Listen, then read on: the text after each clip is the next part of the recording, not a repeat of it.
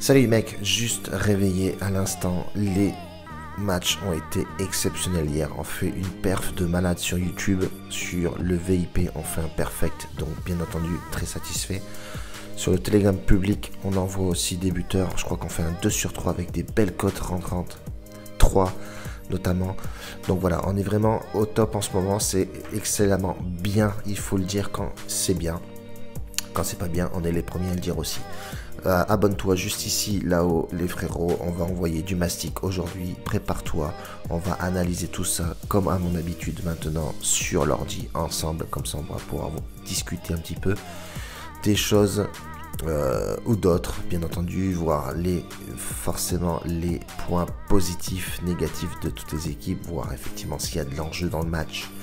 Est-ce que ce match-là va être vraiment un match de folie ou non? Donc on va pouvoir voir ça tout de suite, les frérots, ensemble, directement sur l'ordi. Grosse bise à tous, n'oubliez pas, mettez-moi du like et du j'aime là-dessus pour référencer la vidéo.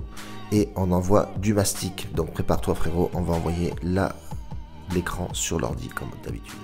Prévu, on se rejoint forcément sur l'écran. On va taper directement dans le vif du sujet, les frérots. Là, on part sur Betis Séville qui rencontre la dernière équipe de cette poule qui, tu le vois effectivement, est vraiment pas forcément au top en ce moment. On a les Betis qui doivent absolument gagner ce match-là, ouais, pour se sécuriser la deuxième place, mais vraiment au top. Là, on voit effectivement que manque à l'appel Fekir, Rodri, lésion musculaire, Sabali. Qu'est-ce qu'on peut dire encore sur cette équipe de Betis qui a gagné le dernier match contre Elche? Bon, match assez facile, on voit effectivement qu'il y a une victoire 3-0. Manque à l'appel Fekir, voilà, c'est le piston de cette équipe-là. Attention, ça va être un match vraiment easy pour moi. Hein, on voit les cotes effectivement. Cette équipe-là ne m'inquiète pas forcément, pardon. Mais je pense que ce sera une équipe à but. Je pense que Betis a de fortes chances de claquer. On voit le match aller a été vraiment tranquille. Je pense que ça va être un match à golasso. Une équipe assez faible en face avec une défense versus passoire. Donc on partirait plus sur le over de 5. Bon voilà, tu as vu forcément les cotes de ce match là. Donc ici on part sur le over de 5. J'avais déjà sélectionné en avant-première. C'est des listes que j'ai fait déjà bien avant. Dynamo Zagreb, Genk, c'est pareil. Ici, il y a une différence de niveau. On voit que Genk, c'est pas forcément le top. Les 3 matchs joués en Europa League se sont soldés par 2 défaites et un match nul. Ça, je ne vais pas te le récapituler. On voit effectivement ici que le Dynamo Zagreb, voilà, match aller gagné 3-0. Ici, ça va jouer à domicile. Pas prendre de risque sur ce match-là quand même.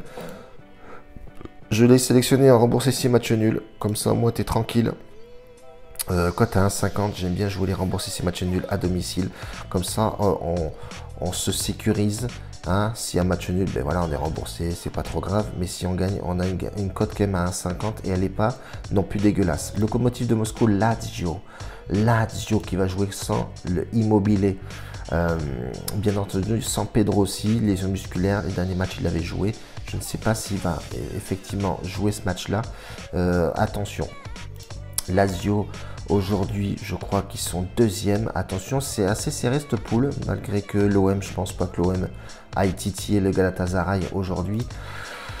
Lazio, ça va être un déplacement assez compliqué pour eux, hein. Attention, parce que Lokomotiv de Moscou a pour habitude de forcément jouer cette Europa League, mais on voit effectivement qu'ils ont très mal commencé. Ils sont vraiment chaotiques en ce moment du côté de Lokomotiv de Moscou. On va aller quand même regarder un petit peu, voir la tendance actuelle de ces compositions.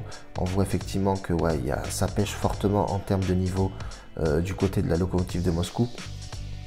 Lazio, compo probable.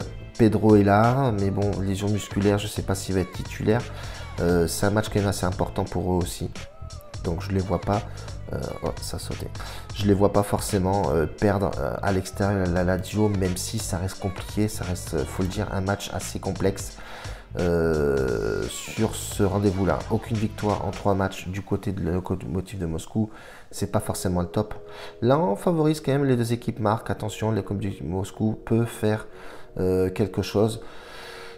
aller claquer un petit but. Ils sont à domicile, pourquoi pas, mais bon voilà, ils sont vraiment bons derniers. Le niveau n'est vraiment pas ouf.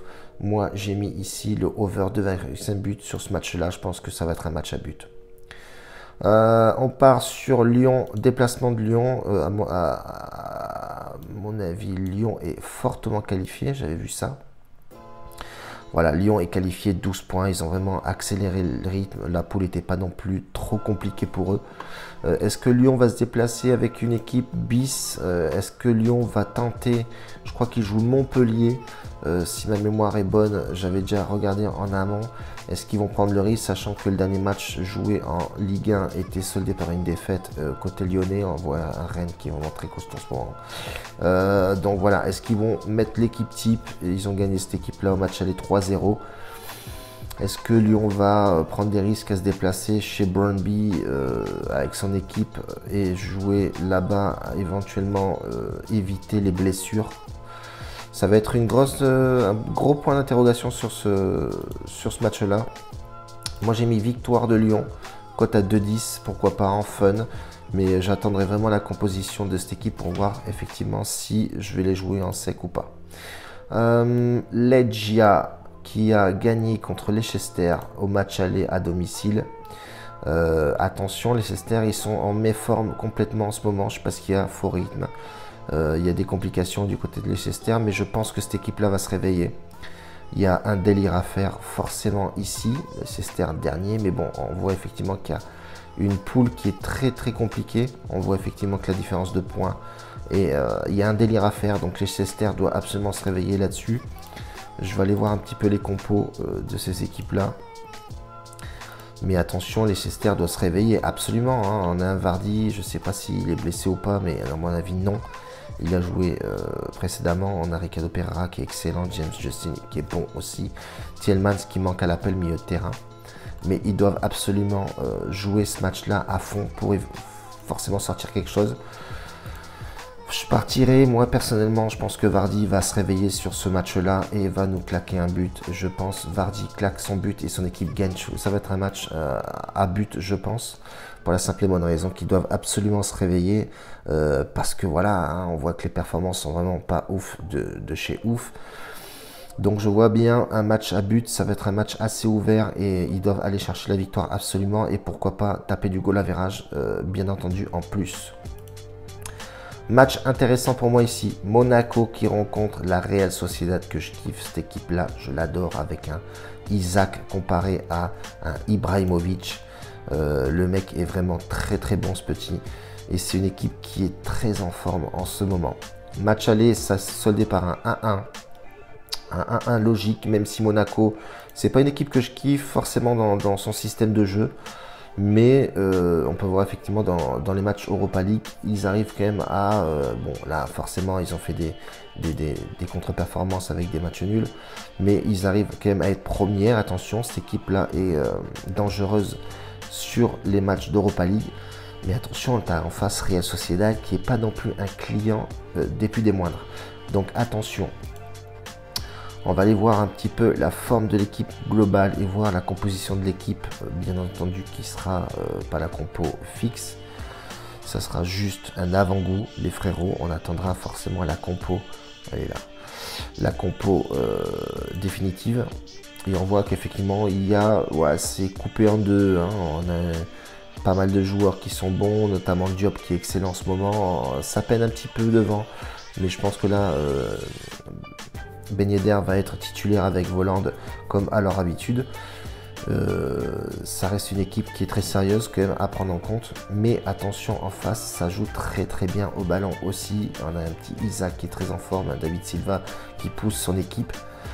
On a un petit peu de blessés forcément, mais je pense fortement que le Real Sociedad va faire chier cette équipe de Monaco. Donc double chance. Côté Real Sociedad avec une cote à 1,45, elle est plutôt pas mal. Donc je pense que je vais partir là-dessus sur ces matchs-là, les frérots. Je vais vous le mettre nickel ici. Donc on a fait une sélection de 6 matchs, bien entendu, avec 6 probabilités. Donc ça reste des probas, mais ça a été forcément étudié pour. Voilà, on reste comme ça pour aujourd'hui les frérots. Je vous fais une grosse bise et n'oubliez pas, force et mettez-moi du pouce pour le référencement les frérots. Ciao, bisous.